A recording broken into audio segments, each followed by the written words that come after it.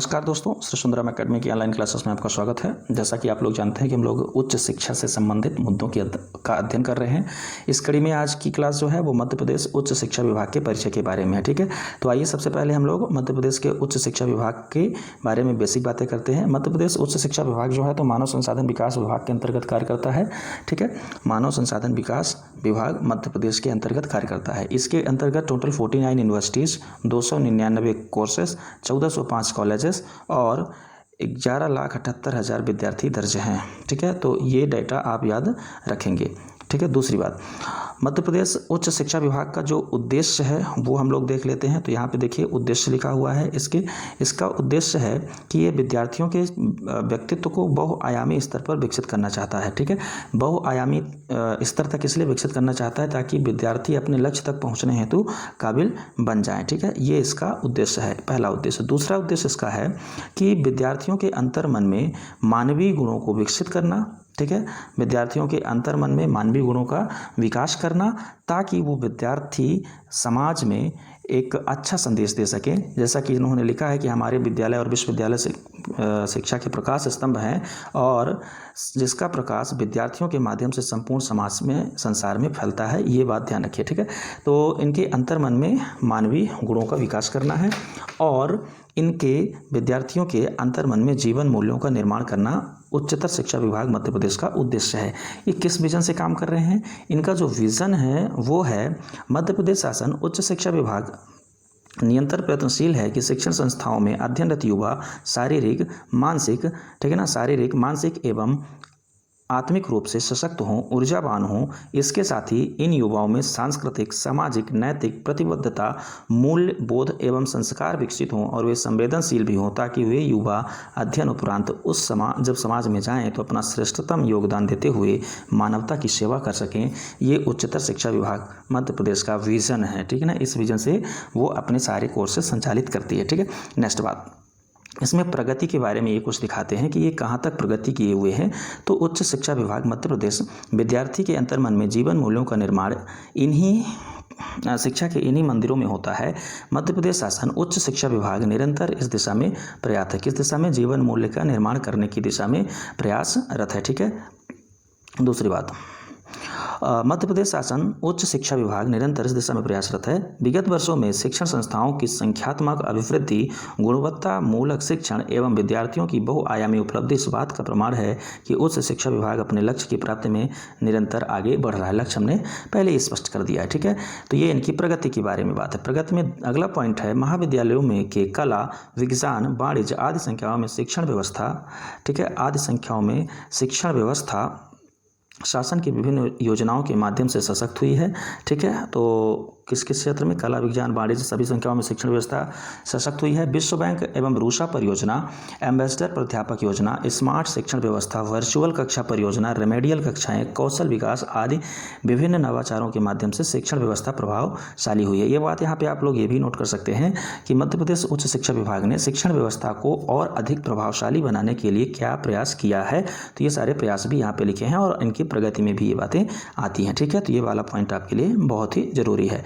अगला जो पॉइंट है उसका हायर एजुकेशन के जो उत्तरदायित्व हैं, जो रिस्पॉन्सिबिलिटी हैं, जो कार्य हैं, वो आप यहाँ पे देखेंगे। ठीक है, तो उच्चतर शिक्षा विभाग का जो पहला कार्य है वो यहाँ पे ये दिखाया गया है कि महाविद्यालय एवं विश्वविद्यालयों में आवश्यक मूलभूत अधोसंरचना तैयार करना, मतलब बुनियादी संरचना का विकास करना, यूनिवर्सिटी और कॉलेजेस की स्थापना करना, भौतिक एवं वित्तीय संसाधन उपलब्ध कराना, पदों की पूर्ति करना। ठीक है, तो जो रिक्त पद हैं उनकी पूर्ति करना, भौतिक एवं वित्तीय संसाधन उपलब्ध कराना, ये विभाग के दायित्व होंगे। ठीक है, अगली बात इसमें अध्ययन अध्यापन की गुणवत्ता सुनिश्चित करना, महाविद्यालयों में अकादमिक एवं शोध कार्य को प्रोत्साहित करना। ठीक है, आदिवासी एवं सुदूर ग्रामीण क्षेत्रों में उच्च शिक्षा को बढ़ावा देना, परंपरागत विषयों के साथ साथ स्थानीय मांग एवं उपयोगिता के अनुसार नए रोजगार उन्मुखी पाठ्यक्रम प्रारंभ करना। तो मध्य प्रदेश उच्च शिक्षा विभाग ये सारे काम करता है। पहला पॉइंट जो है वो 3 चीज़ों से रिलेटेड है। पहला तो इंफ्रास्ट्रक्चर का डेवलप करना, दूसरा वित्तीय सहायता उपलब्ध कराना और पदों की पूर्ति करना, ठीक है। फिर अध्ययन की गुणवत्ता सुनिश्चित कराना, आदिवासी क्षेत्रों पर उच्च शिक्षा को बढ़ावा देना और परंपरागत विषयों के साथ साथ स्थानीय मांग एवं उपयोगिता के अनुसार नए रोजगार उन्मुखी कार्यक्रम या पाठ्यक्रम शामिल करना भी इसके उत्तरदायित्व है, ठीक है। इसके उत्तरदायित्व में अगली जो बात है वो यहाँ पे हम लोग देखते हैं कि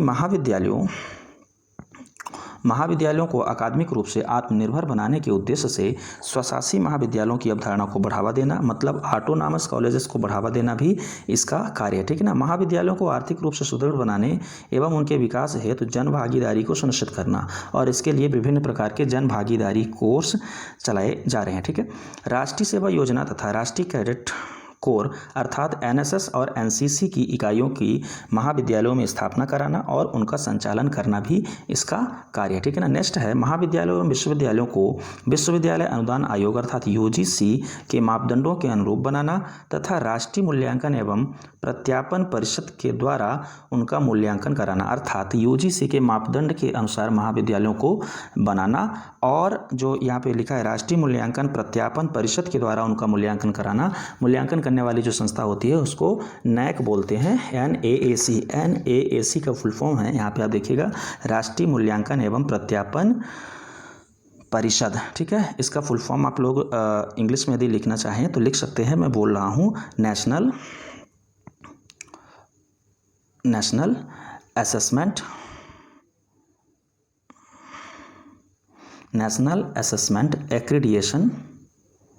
एक्रीडिएशन है ना, काउंसिल, NAAC। यही है क्या आपका ये प्रत्यापन, राष्ट्रीय मूल्यांकन एवं प्रत्यापन परिषद के द्वारा इनका मूल्यांकन करना। तो NAAC क्या करता है कि महाविद्यालयों की गुणवत्ता का मूल्यांकन करता है, ठीक है। नेक्स्ट इसका जो कार्य है वो है महाविद्यालयों एवं विश्वविद्यालयों को विश्वविद्यालय अनुदान आयोग के मापदंडों के अनुरूप, है ना, ये बात हो गई, हम लोग पढ़ लिए। राष्ट्रीय विश्वविद्यालय इग्नू के स्वरोजगार व्यवसाय उन्मुखी प्रशिक्षण कार्यक्रमों का महाविद्यालयों में संचालन कराना, ठीक है ना। तो इग्नू के जो प्रोफेशनल या व्यावसायिक प्रशिक्षण कार्यक्रम होते हैं उनको अन्य महाविद्यालयों में भी अपना उच्च शिक्षा विभाग संचालित कराता है, ठीक है ना। मुक्त विश्वविद्यालय के माध्यम से दूरवर्ती शिक्षा को बढ़ावा देना, ठीक है। तो मुक्त विश्वविद्यालय अर्थात ओपन यूनिवर्सिटी के माध्यम से यहाँ जो दूरवर्ती शिक्षा है, दूरस्थ शिक्षा है, उसको भी बढ़ावा देने का कार्य उच्चतर शिक्षा विभाग करता है, ठीक है। अगला जो है वो है समस्त विश्वविद्यालयों एवं महाविद्यालयों, ठीक है ना, चिकित्सा, पशु चिकित्सा, इंजीनियरिंग, तकनीकी तथा कृषि महाविद्यालयों को छोड़कर के ये उच्च शिक्षा विभाग के अंतर्गत नहीं आते हैं इसमें, ठीक है ना। ये अपने अपने डिपार्टमेंट के अंतर्गत आते हैं, ये बात मैंने पिछली क्लास में भी बताई है। तो इनको छोड़ करके सभी कॉलेजेस का, सभी यूनिवर्सिटीज़ का संचालन करना, गुणवत्ता की समीक्षा करना, उन्हें वित्तीय संसाधन उपलब्ध कराना उच्च शिक्षा विभाग का लक्ष्य होता है, ठीक है। ये बात आप यहाँ से देख रहे हैं। नेक्स्ट है समस्त संकायों में स्नातक स्नातकोत्तर अध्ययन तथा शोध कार्य हेतु नीति का निर्धारण, क्रियान्वयन, समीक्षा तथा उचित परिवर्तन एवं संशोधन करना, ठीक है ना। तो जितने स्नातक स्नातकोत्तर अध्ययन तथा शोध कार्य हेतु नीति का निर्धारण करना अर्थात पॉलिसी बनाने का काम, क्रियान्वयन, समीक्षा और उचित परिवर्तन और संशोधन करने का काम ये करता है। अगला है खेलकूद एवं शारीरिक शिक्षा संबंधी नीति निर्धारण तथा क्रियान्वयन, महाविद्यालयों में पुस्तकालय तथा पुस्तक बैंक की व्यवस्था करना, ठीक है ना। तो एक तो फिजिकल एजुकेशन से संबंधित और दूसरा पुस्तकालय और पुस्तक बैंक से संबंधित कार्य भी ये करता है, मतलब उनकी स्थापना कराने की कोशिश करता है। विश्वविद्यालय समन्वय समिति के निर्णयों का क्रियान्वयन करना, तो विश्वविद्यालय समन्वय समिति का जो निर्णय आता है उसको एक्टिव कराने का, उनको क्रियान्वित कराने का कार्य भी अपना उच्चतर शिक्षा विभाग करता है, ठीक है। अगला इसका जो कार्य है या लक्ष्य है, कार्य है वो ये है महाविद्यालय तथा विश्वविद्यालय में मौलिक शोध कार्य को बढ़ावा देना, ठीक है ना। तो जो शोध कार्य हैं जैसे PhD में जो विभिन्न टॉपिक से शोध किए जाते हैं उनको बढ़ावा देना। देना, छात्रवृत्तियों तथा अध्यवृत्तियों का स्वीकृत करना, स्कॉलरशिप का है ना, स्कॉलरशिप वगैरह दिलाना, ये इसका काम है। निजी एवं अशासकीय महाविद्यालयों तथा विश्वविद्यालयों के द्वारा शिक्षा की गुणवत्ता बनाए रखने के लिए नीति का निर्धारण करना, अर्थात ये निजी विश्वविद्यालय और निजी महाविद्यालय अर्थात अशासकीय महाविद्यालयों के स्थापना और उनसे संबंधित गुणवत्ता संबंधित नीतियों का निर्धारण भी करता है। ठीक है ना। आज के लिए इतना ही। इस क्लास में हम लोगों ने ये सीखा कि मध्य प्रदेश उच्च शिक्षा विभाग क्या है, उसका उद्देश्य क्या है और वो कौन कौन से कार्य करता है। ठीक है ना। तो आज के लिए इतना ही। आगे की क्लासेस करने के लिए बने रहे हमारे यूट्यूब चैनल पर। श्री सुंदरम एकेडमी को सब्सक्राइब करें और अपने दोस्तों तक